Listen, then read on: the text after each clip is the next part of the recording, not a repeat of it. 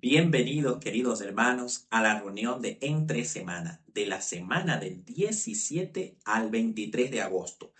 En la reunión de Vida y Ministerio Cristiano, que estaremos analizando, hay un discurso muy interesante en Tesoros de la Biblia. Escuche el tema. No se deje engañar por los falsos profetas. Un tema muy interesante que contrasta los tiempos de Jeremías con los tiempos actuales. También estaremos viendo en Seamos Mejores Maestros cómo empezar conversaciones, cómo podemos hacer revisitas y cómo podemos hacer discípulos. Y se me pasaba por alto. En Tesoros de la Biblia, toda la congregación está invitada a participar con sus comentarios en las reuniones, en las más de 120.000 congregaciones de los testigos de Jehová a nivel mundial. Así que puede usted tomar lápiz y papel y anotar los puntos más sobresalientes de esta semana, ¿sí? En Busquemos Perlas Escondidas. También vamos a estar viendo en nuestra vida cristiana necesidades en la congregación y por último, el estudio bíblico de la congregación. El tema será el capítulo 4. ¿De quién estaremos hablando esta ocasión? Es de Abraham. El tema de este estudio es el primer hombre que peleó una guerra justa. Así que todos ustedes, queridos hermanos, están invitados a participar y a anotar los mejores apuntes para en su reunión poder comentar y así edificar a la congregación. ¿Qué les parece? Si antes de empezar nos suscribimos a este canal, le ponemos me gusta. Empecemos con Tesoros de la Biblia. Disfruten de este discurso con el tema No se deje engañar por los falsos profetas. Disfruten de este banquete espiritual. Imagine esta escena. Un hombre se para en el patio del templo frente a miles de personas y les dice algo que nadie quiere oír, que si no cambian de camino van a perder todo lo que aman. Ese hombre era Jeremías.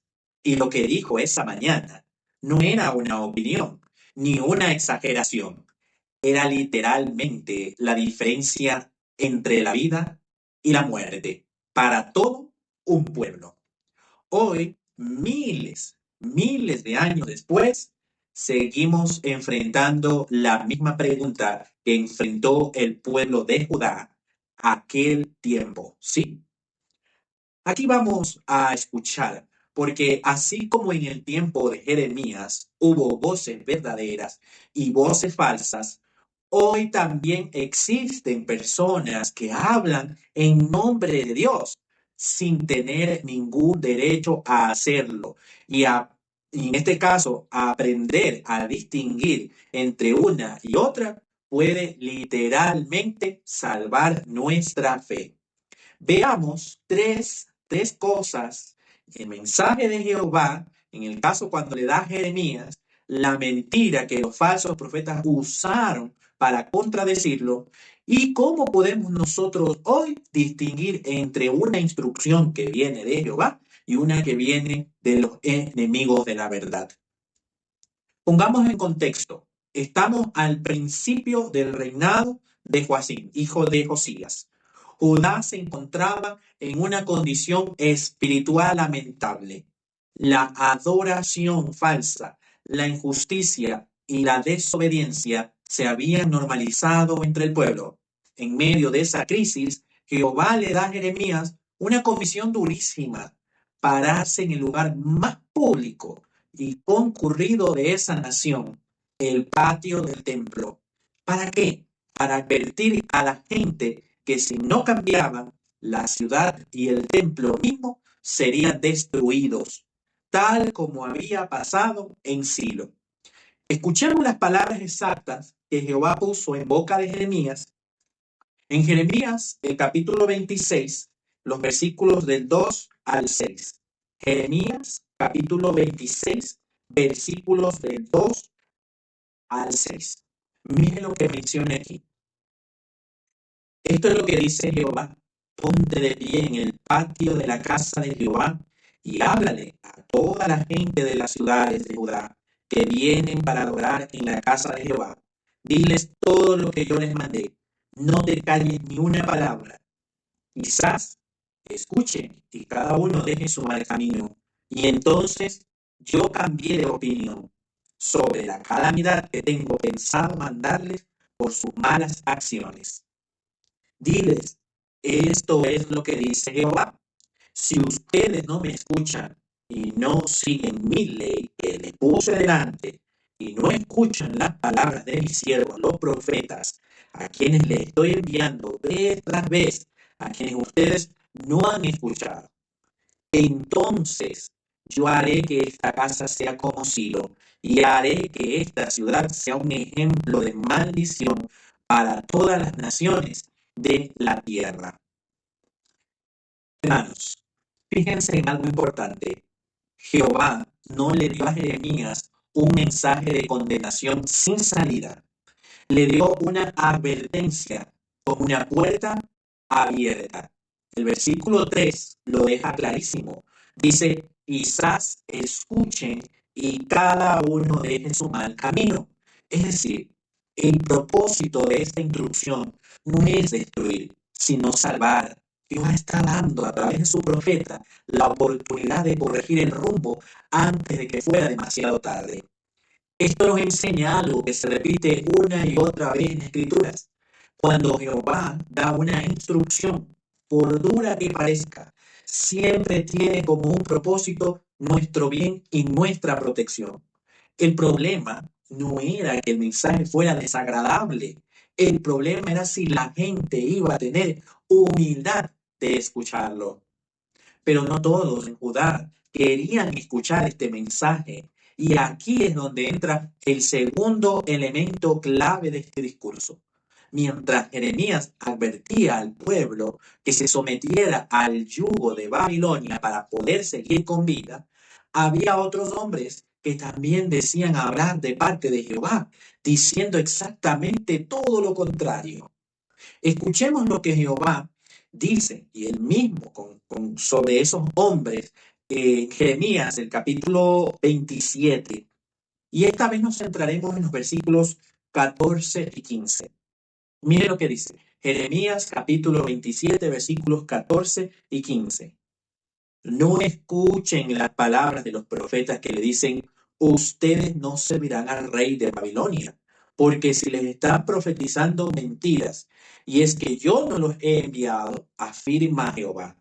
Ellos están profetizando mentiras en mi nombre, y conseguirán que yo los disperse y mueran, tanto ustedes como los profetas que están profetizando para ustedes. ¿Sí? Detengámonos por un momento. Estos falsos profetas no se presentaban como enemigos de Dios. Todo lo contrario. Ellos decían profetizar en el nombre de Jehová. Usaban el lenguaje correcto, probablemente citaban las promesas correctas, seguramente sonaban convincentes y hasta patrióticos. Le decían al pueblo exactamente lo que querían oír, que no había que someterse a Babilonia, que la liberación estaba cerca y que todo iba a estar bien. El problema no era el tono, el problema era el origen. Jehová fue clarísimo, yo no los he enviado. Esa es la diferencia que separaba una instrucción genuina de una mentira con apariencia religiosa. Y para el pueblo de esa época, confundir una cosa con la otra tuvo consecuencias reales. Los que siguieron el consejo, sí, falso de esos profetas, terminaron sufriendo exactamente lo que Jeremías había advertido lo que pasaría. Esto nos deja una lección que no podemos pasar por alto. El hecho de que alguien invoque el nombre de Dios, cite la Biblia o hable con total seguridad, no garantiza que esté diciendo la verdad. La pregunta que de verdad importa es ¿quién lo envió? Ahora bien, ustedes podrían preguntarse, eso pasó hace miles de años. ¿Qué tiene que ver conmigo hoy? Tiene todo que ver. Porque hoy, igual que en los días de Jeremías, hay veces que se presentan como fuentes de verdades espirituales, pero que en realidad buscan estas voces que se presentan, buscan en verdad sembrar duda, sembrar división o directamente apartarnos del camino correcto. Vivimos en una época donde cualquier persona puede grabar un video abrir un canal, una publicación, una red social, presentándose como una autoridad espiritual. Algunos citan incluso las mismas escrituras que nosotros usamos, pero llegan a conclusiones completamente distintas, sembrando dudas sobre la organización que Jehová está usando hoy para guiarnos.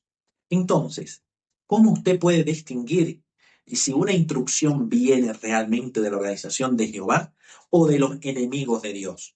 Algunas preguntas nos pueden ayudar a nosotros.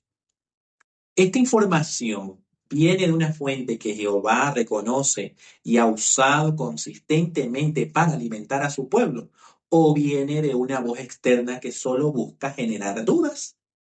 O el objetivo de este mensaje es fortalecer mi relación con Jehová y mi congregación, o busca sembrar sospechas, orgullo o independencia. Este consejo produce en mí paz y humildad como el mensaje de Jeremías, o produce inquietud, división o desconfianza. Así como en tiempos de Jeremías, el pueblo tuvo que decidir en quién confiar. Hoy nosotros también tenemos que ejercer ese discernimiento. No podemos asumir automáticamente que todo lo que suena bíblico o espiritual viene realmente de Jehová. No podemos hacer aquello. Ahora, ¿cómo podemos nosotros, de una manera práctica y sencilla, en distinguir que viene de Jehová? Bueno, estas preguntas que hemos visto nos pueden ayudar haciéndonos un autoexamen.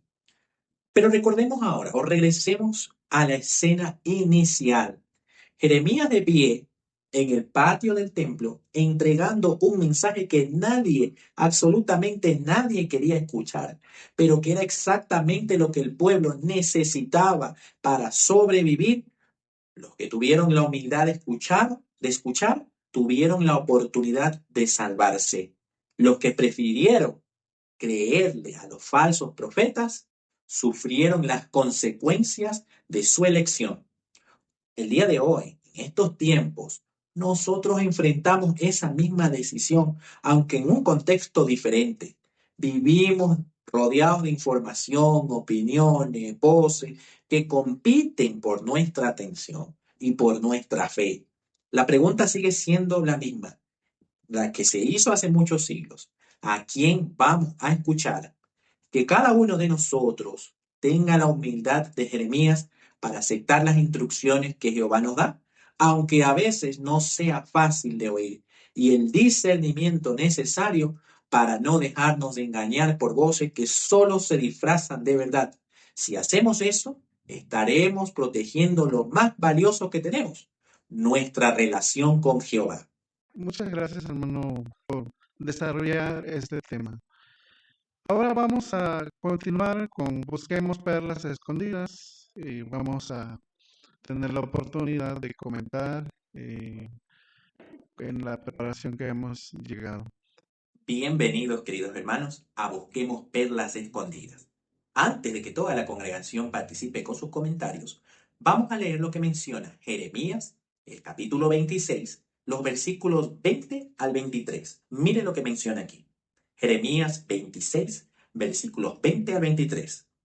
Y también hubo otro hombre que profetizaba en el nombre de Jehová, Uría, hijo de Semaya de Kirjat Jearim, que profetizó contra esta ciudad y contra este país con palabras parecidas a las de Jeremías. El rey Joaquín, todos sus hombres poderosos y todos los príncipes oyeron sus palabras, y el rey decidió matarlo. En cuanto Uría se enteró, le dio miedo y huyó a Egipto. Entonces el rey Joaquín envió a Elnatán, hijo de Actor, junto a otros hombres a Egipto. Ellos sacaron a Orilla de Egipto y se lo llevaron al rey Joaquín, quien lo mató con la espada y echó su cadáver en el cementerio de la gente común. Habiendo leído estos versículos, la pregunta es, ¿qué lecciones puede que Jeremías aprendiera de lo que le pasó a Orilla? Vamos a escuchar los comentarios. En Jeremías capítulo 26, versículos 20 al 23, se relata el caso del profeta Urías, quien profetizó contra Jerusalén con palabras muy similares a las de Jeremías. Sin embargo, cuando el rey Joacim buscó matarlo, Urías tuvo miedo y huyó a Egipto. Aún así, fue perseguido, capturado y ejecutado. Jeremías pudo aprender que huir por sus propias fuerzas no garantizaba seguridad. Más bien, la verdadera protección vendría de mantenerse cerca de Jehová y confiar en su guía, tal como se ve más adelante cuando Jehová mismo levantó a hombres como Ahicam para respaldar a Jeremías. Lo que le sucedió a Urías, descrito en Jeremías capítulo 26, versículos 20 al 23, mostró a Jeremías que anunciar el mensaje de Jehová no estaba exento de riesgos graves, incluso la muerte. Urías no fue un profeta falso. Sus palabras coincidían con las de Jeremías, y aún así fue ejecutado por orden del rey. Este suceso pudo haber ayudado a Jeremías a entender con claridad la magnitud de la oposición que enfrentaría y a prepararse mentalmente para continuar su labor profética sabiendo que su propia vida corría peligro constante. Al conocer el destino de Urías, narrado en Jeremías capítulo 26, versículos 20 al 23, Jeremías pudo reflexionar sobre la diferencia entre el miedo que llevó a Urías a huir y la valentía que él mismo necesitaría demostrar. En lugar de guardar silencio o escapar por temor, Jeremías continuó hablando con franqueza ante el pueblo y los gobernantes. Esto sugiere que aprendió que, aunque el temor es humano, ceder completamente a él podía tener consecuencias fatales, mientras que mantenerse firme en su misión, apoyado en Jehová, era el camino correcto. El relato de Jeremías capítulo 26, versículos 20 al 23, enseña una lección solemne. Jehová permitió que Urías muriera, lo cual pudo haber sido difícil de entender para Jeremías. De esto pudo aprender que servir fielmente a Jehová no siempre significa libramiento inmediato del peligro físico, sino que la fidelidad debe mantenerse pase lo que pase.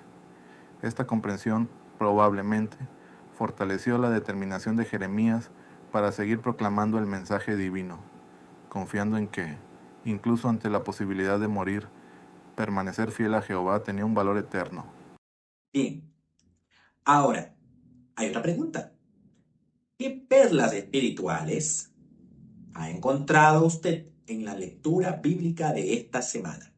Escuchemos los comentarios.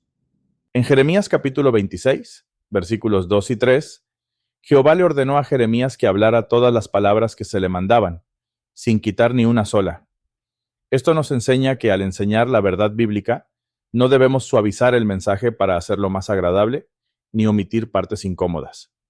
Como discípulos de Cristo, podemos aplicar esto siendo fieles al transmitir todo el consejo de Dios en nuestro ministerio y en nuestras conversaciones espirituales, sin filtrar la verdad según lo que queramos escuchar.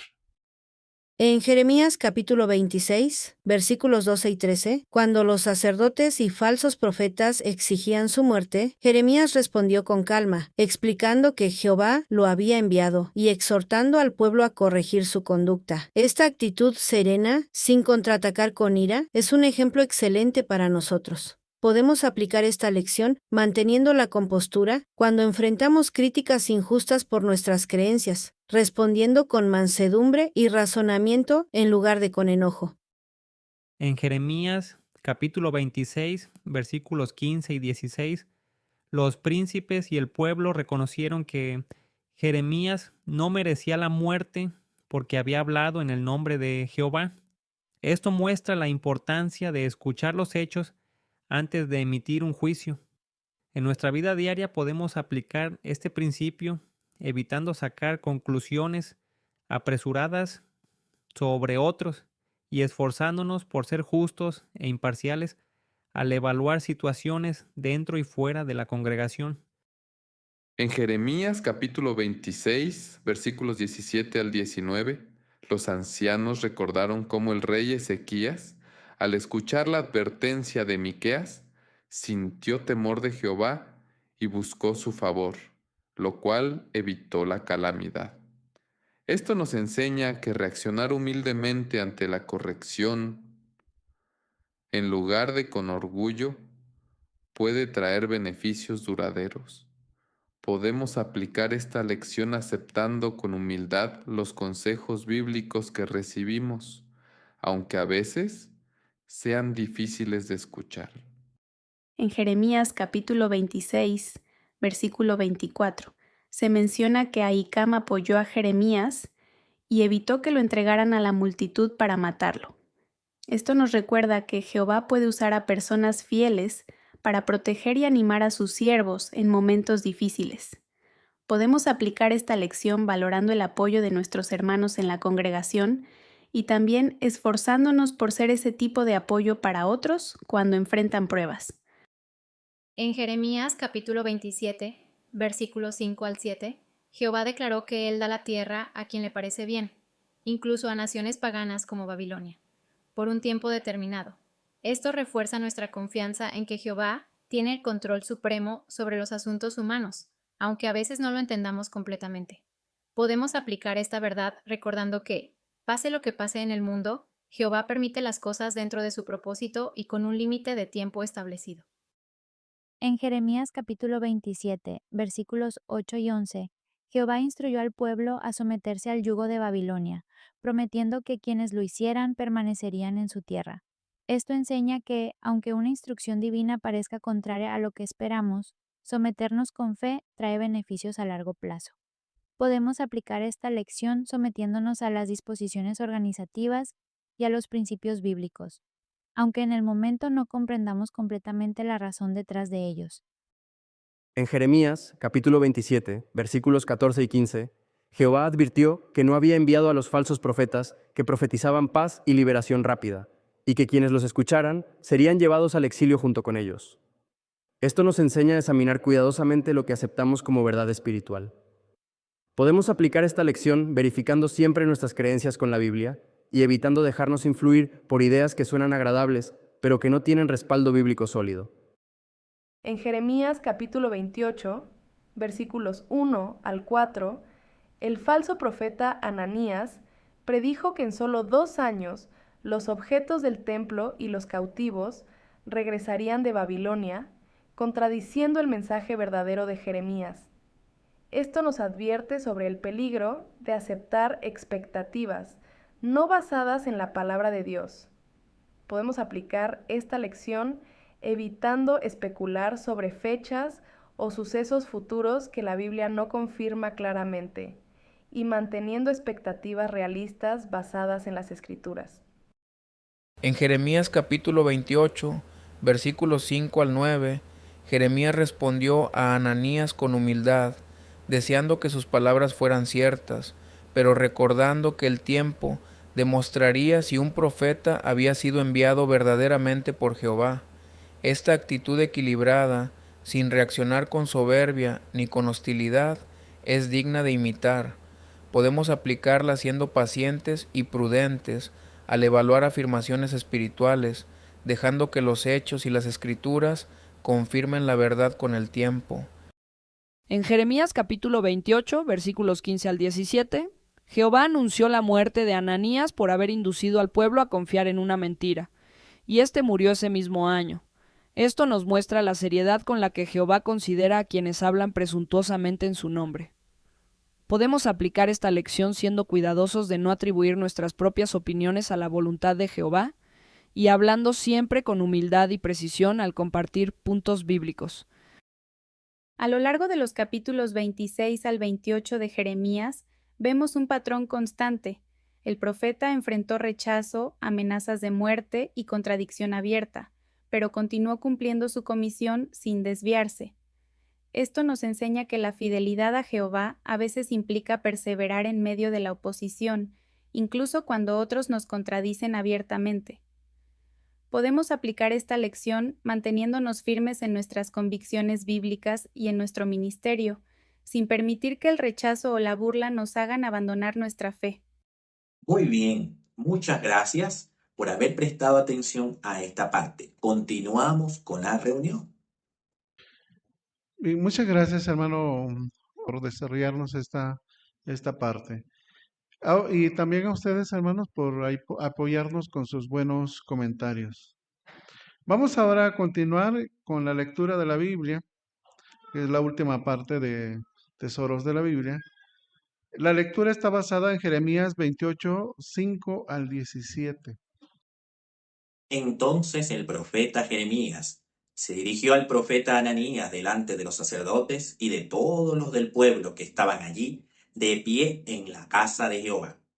El profeta Jeremías dijo: Amén, que Jehová lo haga, que Jehová cumpla las palabras que profetizaste y traiga de vuelta de Babilonia los utensilios de la casa de Jehová y todos los desterrados. Pero por favor, escucha este mensaje que voy a decir a oídos tuyos y de todo el pueblo. Los profetas del pasado, mucho antes de ti y de mí, profetizaban guerras, calamidades y pestes para muchos países y grandes reinos. Si un profeta profetiza paz, solo se sabrá que de verdad lo envió Jehová. Si las palabras de ese profeta se cumplen, en eso el profeta Ananías le quitó al profeta Jeremías el yugo que tenía sobre el cuello y lo rompió. Ananías entonces dijo delante de todo el pueblo: Esto es lo que dice Jehová. Asimismo voy a romper dentro de 2 años el yugo del rey Nabucodonosor de Babilonia y quitárselo del cuello a todas las naciones. Y el profeta Jeremías siguió su camino. Después de que el profeta Ananías rompió el yugo que el profeta Jeremías tenía sobre el cuello, Jeremías se recibió este mensaje de Jehová: Ve y dile a Ananías, esto es lo que dice Jehová: Has roto un yugo de madera, pero en su lugar harás uno de hierro. Porque esto es lo que dice Jehová de los ejércitos, el Dios de Israel: Pondré un yugo de hierro sobre el cuello de todas estas naciones, para que sirvan al rey Nabucodonosor de Babilonia, y tendrán que servirle hasta los animales salvajes del campo. Se los entregaré. Entonces el profeta Jeremías le dijo al profeta Ananías: Ananías, escucha por favor. ¿A ti no te ha enviado Jehová?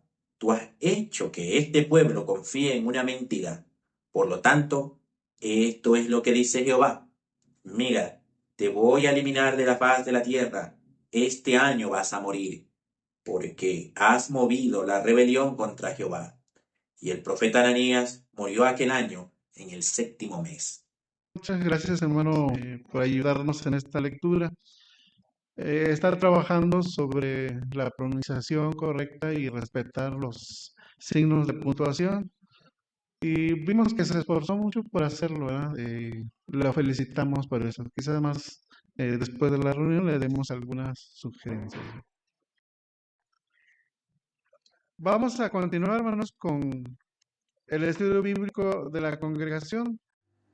Bienvenidos, queridos hermanos, al estudio bíblico de congregación de esta semana. Recuerde que estamos estudiando el libro Seamos valientes al andar con Dios. Y esta semana estaremos hablando de Abraham en el capítulo 4 con el tema El primer hombre que peleó una guerra justa. Así que tome lápiz y papel para este análisis en esta semana. Empezamos con la lectura del capítulo. Jehová le hizo una promesa muy especial a su amigo Abraham, una promesa que cambiaría el rumbo de la historia. Le dijo: Te convertiré en una gran nación. También le mostró a Abraham la hermosa tierra en la que viviría esa gran nación. Pero incluso antes de que llegara a formarse, Satanás ya estaba decidido a eliminarla. ¿Por qué?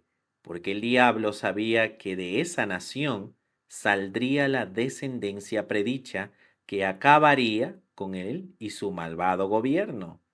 Entonces, Abraham y su familia se convirtieron en el blanco de Satanás. Uno de los que recibió un duro golpe fue su sobrino Lot. ¿Qué pasó? Abraham le había dejado a Lot que eligiera en qué parte de la tierra prometida quería vivir, y Lot escogió la zona más rica y fértil. Se quedó cerca de la ciudad de Sodoma, donde la gente era muy mala, cometía graves pecados contra Jehová. Resulta que el rey de Sodoma estaba aliado con 4 reyes cananeos, y como todos estaban hartos de pagarle tributo al rey de Elán, se rebelaron contra él. Entonces el rey de Elán se salió con 3 reyes de tierras muy lejanas. Bajaron juntos desde el norte y derrotaron al rey de Sodoma y sus aliados. Después los vencedores volvieron a sus tierras y se llevaron muchas cosas y a muchos cautivos, entre quienes estaban Lot y su familia. ¿Qué haría Abraham? ¿Podría haber pensado que Lot se lo había buscado? Él había escogido esa zona. O podría haber pensado que ir a rescatar a Lot sería muy peligroso, porque tendría que luchar con esos reyes. Abraham llevaba una vida nómada, más que un guerrero, era un pastor. ¿Cómo iba él a derrotar una alianza de 4 reyes tan poderosos? Y junto uno de esos reyes era el rey de Sinar, de donde venía Abraham, pues Ur estaba en la tierra de Sinar. Cualquier otro podría haber pensado, ¿cómo voy a luchar contra él si algún día quiero volver a las comodidades de Ur? Pero Abraham no pensaba así. Decidió rescatar a Lot, seguro de que Jehová estaría con él y le daría la victoria. Para ese entonces, Abraham y los de su casa quizás ya eran más de 1000, así que reunió a sus 318 hombres adiestrados para pelear y se prepararon para el combate. Fueron al norte con algunos aliados hasta llegar a la región de Dan y allí se encontraron con el ejército enemigo. En la noche, Abraham dividió a sus siervos y se lanzaron al ataque. Es cierto que su ejército era mucho más pequeño, pero vencieron a aquellos bandidos e hicieron que salieran corriendo. Huyeron hacia el norte, pero Abraham siguió persiguiéndolos y cuando llegaron a Oba, que estaba al norte de Damasco, finalmente los derrotaron y recuperaron todo lo que se habían llevado de Canaán. Lot y su familia volvían a ser libres. Le agradó a Jehová ver el valor y la fe de Abraham. Jehová mismo dejó claro lo que pensaba cuando Abraham pasó cerca de Salem. Melquisedec, que era rey de esa ciudad y sacerdote de Jehová, salió para encontrarse con Abraham y darle la bendición de Jehová. Abraham le dio la 10ª parte de lo mejor del botín. Así reconoció con humildad que el mérito no era suyo, sino de Dios. Sin duda, esa guerra era de Dios, no de los hombres. De hecho, la Biblia habla del libro de las guerras de Jehová. Quizás esta guerra que Abraham peleó fue la primera que se registró en ese libro. Siglos después, cuando los descendientes de Abraham lucharon contra los cananeos malvados que vivían en la tierra prometida, Jehová le dio a su pueblo fiel una victoria tras otra. Pero cuando el pueblo de Dios le daba la espalda, él dejaba de protegerlos. Y como al final rechazaron a su hijo, el Mesías, Jehová los rechazó y dejó de bendecir a esta nación física. Más bien empezó a bendecir a una nación espiritual bajo el gobierno de Cristo, quien les prohibió a sus súbditos participar en guerras físicas. Eso sí, Jesús les enseñó a participar en una guerra espiritual y con su ejemplo demostró que esa guerra también exige mucho valor.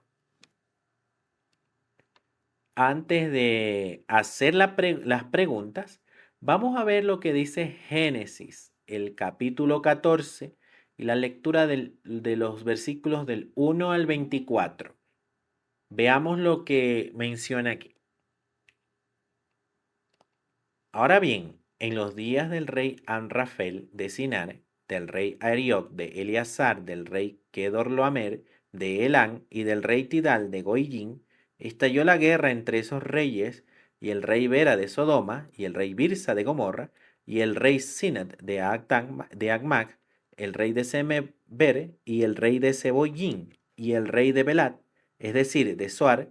Todos estos unieron sus fuerzas en el valle de Sidín, es decir, el mar salado. Ellos llevaban 12 años sirviendo a Kedorlaomer, pero en el año 13 se rebelaron. En el año 14, Kedorlaomer y los reyes que estaban con él fueron y vencieron a los Refaín en Asterot Carnamain, a los Susim de Can, a los Emín en Sabequiyataín y a los Oreos en las montañas de Seir, hasta el Parán, que está junto al desierto. Luego fueron de regreso y llegaron a Enmispat, es decir, a Cades. Conquistaron todo el territorio de los amalequitas y también vencieron a los amorreos que vivían en Hasazón Tamar. Entonces el rey de Sodoma salió al valle de Sidín con el rey de Gomorra, el rey de Agmac, el rey de Seboyín y el rey de Bela, es decir, de Zoar. Allí se pusieron en formación de batalla para pelear contra ellos, contra el rey de Kerlodamer, de Elán, el rey Tidal, de Goyín, el rey Anrafel, de Sinar, y el rey de Ariot, de Eleazar. Eran 4 reyes contra 5. Pues bien, en el valle de Sidín había muchos pozos de alquitrán, y cuando los reyes de Sodoma y Gomorra trataron de huir, cayeron en los pozos, y los que quedaron huyeron a la región montañosa.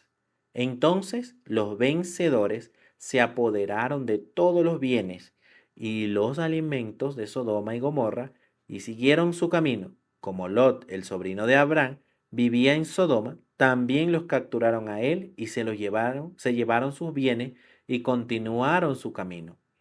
Después de eso, un hombre que había escapado fue a donde estaba Abraham, el hebreo, y le contó todo. En eso entonces Abraham estaba viviendo entre los árboles grandes de Manred, el amorreo, que eran hermanos de Escol y Aner. Ellos eran aliados de Abraham. En cuanto Abraham se enteró de que su sobrino había sido capturado, reunió a sus hombres adiestrados para pelear 318 siervos que habían nacido en su casa y fue tras los invasores hasta llegar a Dan. Durante la noche Abraham dividió a sus siervos en grupos y él y sus siervos los atacaron y los vencieron. Él los persiguió hasta Oba, que está al norte de Damasco. De este modo, Abraham recuperó todos los bienes. También recuperó a su sobrino Lot con sus bienes, así como a las mujeres y al resto de los cautivos. Después de que Abraham regresó de haber derrotado a Corlaomer y a los reyes que estaban con él, el rey de Sodoma salió a encontrarse con Abraham en el valle de Sabet, es decir, el valle del rey. Melquisedec, el rey de Salem, sacó pan y vino. Él era sacerdote del Dios Altísimo. Entonces bendijo a Abraham y dijo que el Dios Altísimo, el que hizo el cielo y la tierra, bendiga a Abraham. Alabado sea el Dios Altísimo, que entregó a tus enemigos en tus manos, y Abraham le dio la 10ª parte de todo.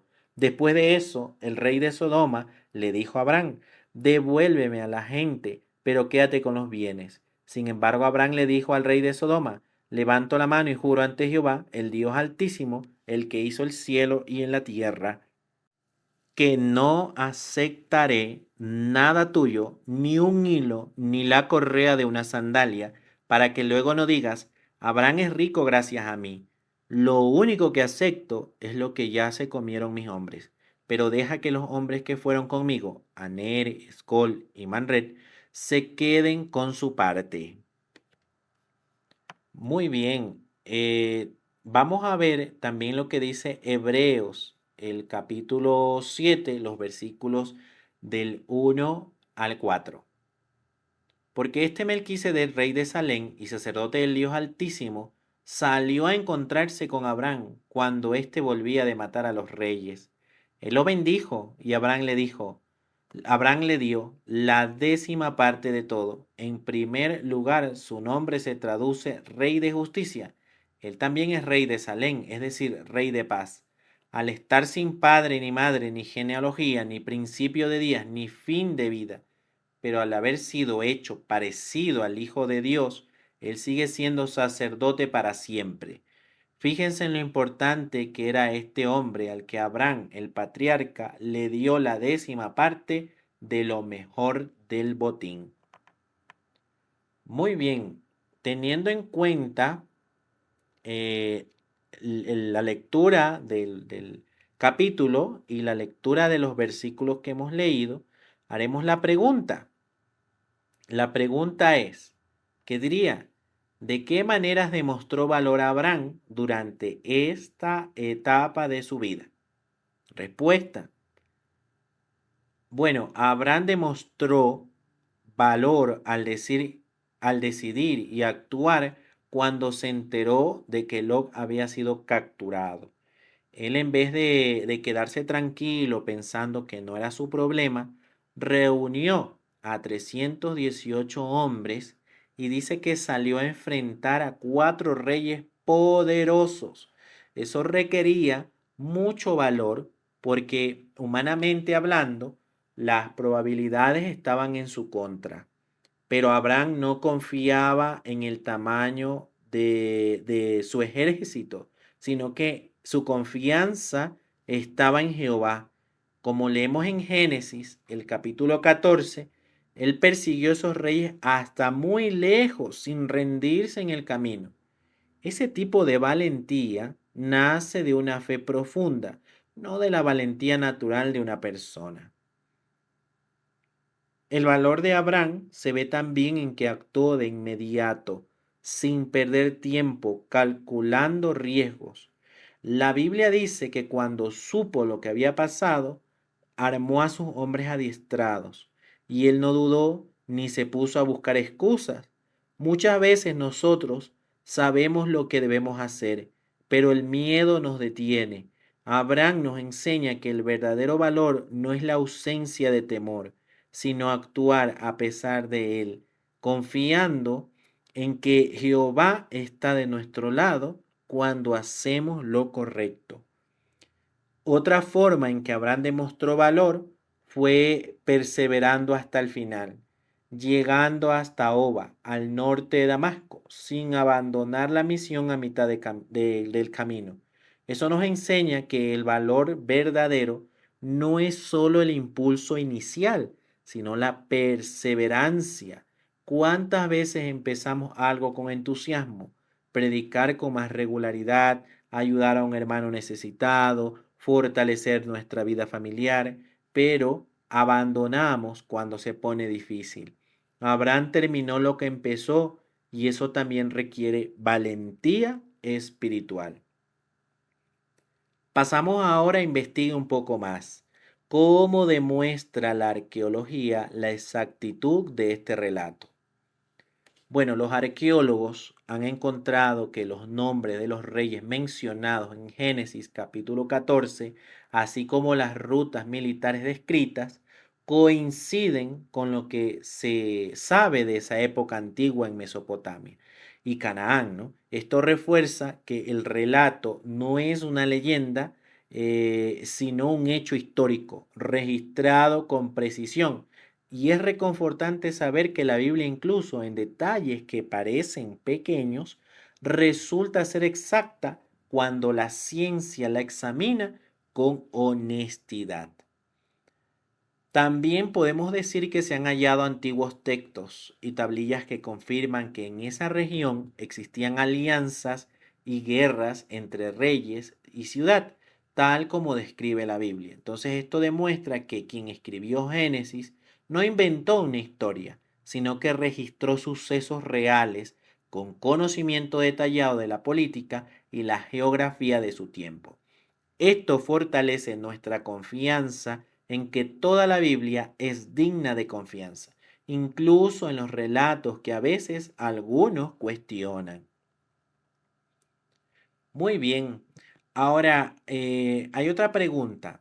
¿Dónde se encontraban probablemente Sodoma y Gomorra y qué pruebas hay de ello? Bueno, se cree que Sodoma y Gomorra estaban ubicados en la orilla sureste de lo que hoy conocemos como el Mar Muerto, antes llamado el Mar Salado.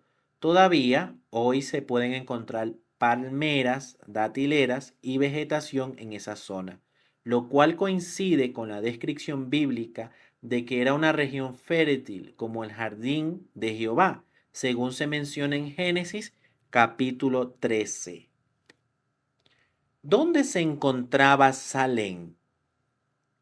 Salem, la ciudad donde Melquisedec era rey, se identifica generalmente con el lugar donde después se construyó Jerusalén. Esto es significativo porque miles de años después, esa misma ciudad sería el centro de la adoración verdadera bajo el pacto de la ley.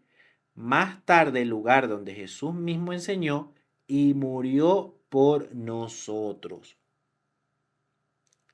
También la palabra Salem está relacionada con la palabra hebrea para paz. Y curiosamente esa ciudad llegó a conocerse después como Jerusalén, que también contiene esa misma raíz. Es hermoso pensar que después de los días de Abraham, Jehová ya estaba preparando un lugar vinculado con la paz verdadera, lo cual solo se cumpliría plenamente bajo el gobierno de Cristo. Otra pregunta, ¿cómo representó Melquisedec a Jesús? Melquisedec era tanto rey como sacerdote de Jehová, algo poco común en esa época.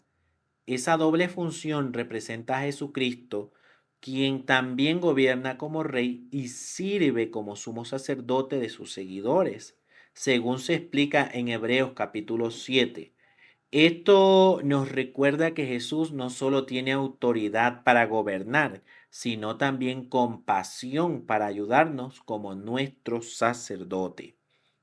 Además, otro detalle interesante es que la Biblia no menciona el principio ni el fin del sacerdocio de Melquisedec, lo cual simboliza que el sacerdocio de Jesús, a diferencia del sacerdocio levítico, no tiene fin. Esto nos da mucha seguridad porque significa que Jesús seguirá intercediendo por nosotros para siempre, sin que ese privilegio se transfiera jamás a otra persona. Además, recordemos que Melquisedec bendijo a Abraham y le dio pan y vino, un gesto de generosidad y apoyo espiritual. De manera similar, Jesús nos bendice espiritualmente y nos provee alimento espiritual a través de su palabra y su organización. Esta representación profética nos ayuda a apreciar más profundamente el papel único que Jesús desempeña como puente entre Jehová y la humanidad. Bien, ahora pasamos en Piense en las lecciones. La pregunta es, Abraham dejó que Lot se quedara con la mejor parte de la tierra. ¿Cómo podemos imitar a Abraham cuando tratamos con nuestra familia, con los hermanos y con otras personas? Podemos imitar a Abraham siendo generosos y evitando pelear por lo material. Incluso cuando tenemos el derecho de escoger primero, muchas veces en la familia o en la congregación surgen tensiones por bienes o por herencias o incluso por decisiones. Y la actitud de Abraham nos enseña que ceder no es debilidad, sino fortaleza espiritual. Confiar en que Jehová cuidará de nosotros, tal como cuidó de Abraham, nos ayuda a mantener la paz con quienes amamos. Podemos aplicar esta lección evitando la rivalidad, especialmente en asuntos donde podríamos insistir en lo mío primero. Por ejemplo, en el servicio del reino, si dos hermanos pueden dar un mismo discurso o participar en una asignación, ceder con humildad refleja el espíritu de Abraham. Esa actitud fortalece la unidad entre hermanos y demuestra que valoramos más la paz que nuestra propia conveniencia. Siguiente pregunta, ¿qué aprendemos de que Abraham estuviera dispuesto a arriesgar tanto para rescatar a su sobrino? Aprendemos que el amor verdadero por la familia y los hermanos nos debe llevar a actuar incluso cuando eso implica sacrificio personal. Abraham no se quedó pensando en el peligro, puso en acción su amor por Lot. Hoy eso se traduce en estar dispuesto a ayudar a un hermano en necesidad, aunque nos cueste tiempo, comodidad o esfuerzo.